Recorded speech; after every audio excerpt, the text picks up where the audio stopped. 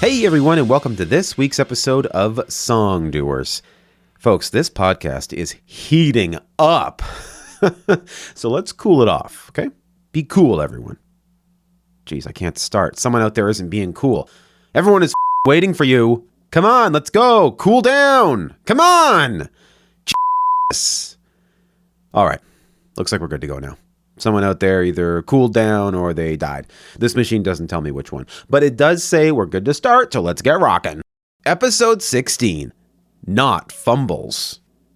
Not Fumbles is a child who recorded a popular song, I Caught the Ball, after making a big play in a Little League baseball game. But to understand why we should even give a shit, let's give the song a little context. Fumbles, as he was known when our story begins, was friends with two kids named Winston and Boyd. They all played together on The Dancers, a softball team sponsored by the local dance academy. And while he was friends with them, he wasn't best friends with them. Winston and Boyd were best friends with each other. Fumbles rarely hung out with them outside of baseball. And that's why he was so excited when they called him and asked if he'd like to camp out with them at the edge of town on Friday night. It's better if we tell our parents we're sleeping at your house, they said at practice one day.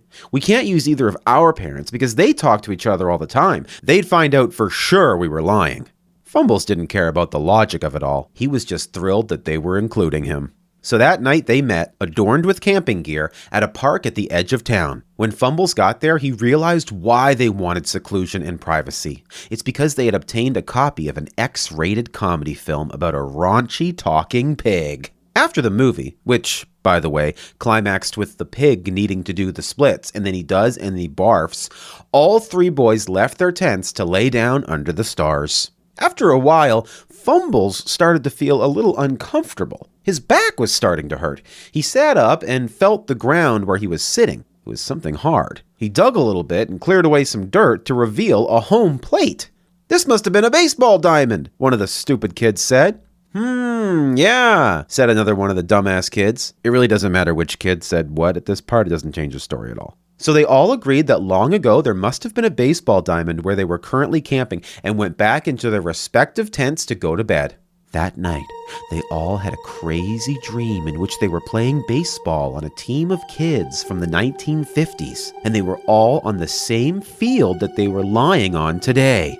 It was quite the coincidence. The next morning, they woke up and over croissants and tea told each other of their dreams. They were floored when they realized they had all played in the same dream game.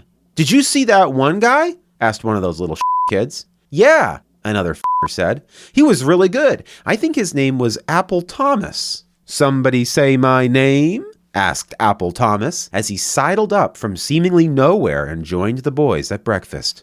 They were floored. A figure from their dreams had traveled back with them to the real world. "You traveled out of our dream and into the future," one of the said, "and you were great last night. Hey, you should join our baseball team." "Yeah, okay," said Apple Thomas, although he really just wanted to get to the graveyard and see what was going on there. Maybe he was already dead. His parents probably were. He wanted to process that, but they whisked him away to practice. At practice, the coach saw how great Apple Thomas was, and he gave him Boyd's spot on the team. I said earlier that Boyd was best friends with Winston, but surprisingly, Winston didn't have Boyd's back when he complained about the switch. "This is totally sucky," Boyd said. "I don't want him on the team. We had a good team. We had good chemistry." "We still have good chemistry," Winston said. "He's really good, Boyd, and we want to win. We can't win with you. You're bad." Boyd was devastated. His best friend didn't care if they played on the same baseball team. He needed a new best friend, and after a few days of consideration, decided he was going to make Fumbles his new best friend. So he went to a Dancers game and waited for Fumbles. "Are you here to see me?" asked Winston. "No, I hate you. I'm waiting for Fumbles," said Boyd. By the way, it seems like I've really learned the characters' names pretty good, eh? I sort of have a growing respect for them, so I'm not going to swear and call them stupid anymore. So anyway, after the game, Boyd never even got a chance to talk to Fumbles because Fumbles made this huge, great play in the outfield and he wins the Dancers the game, and then he gets swept away in this huge frenzy, leaving Boyd alone on the field. Friendless, bad at baseball, and stupid after all.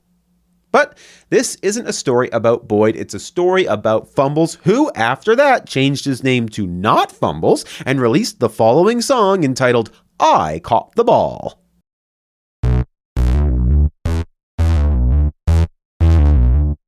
I caught the ball, so I'm a hero. I used to be a zero, but now my number's bigger than that. They wouldn't sell me pie, but now I get to buy it, cause I caught a ball off a bat. I caught a baseball. Now I can buy pie. People at the pie store used to say the pie's for people who deserve a dessert. Now they let me get it, and you can friggin' bet it. Tastes better knowing that it is earned. They take my money, cause I made a great play. I caught the ball in my glove, now I get to buy pie at the store where they sell me the pie. I'm that kind of guy.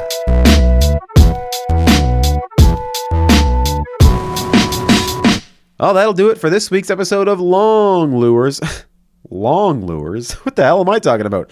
Krong Crewers. There, that's better. I just wanted to let you know that I recently discovered something pretty freaky, which is the following. This unholy podcast exists in the past, present, and future. Let me explain. I recorded it in the past, so it has already happened. But you're listening to it right now, so it exists in the present. But it also consists of words I'm about to say, like these words. So it's also always in the future. Isn't that f***ing nuts? If you think that's f***ing nuts, email me at songdoers@gmail.com. I'll send you a picture of a single grain of rice. It's literally the least I can do to thank you for affirming that this is f***ing nuts. All right, you're probably tired of my rambling. I've kept you long enough. Go ahead and step through the metal detector. Oh, you're going to jail.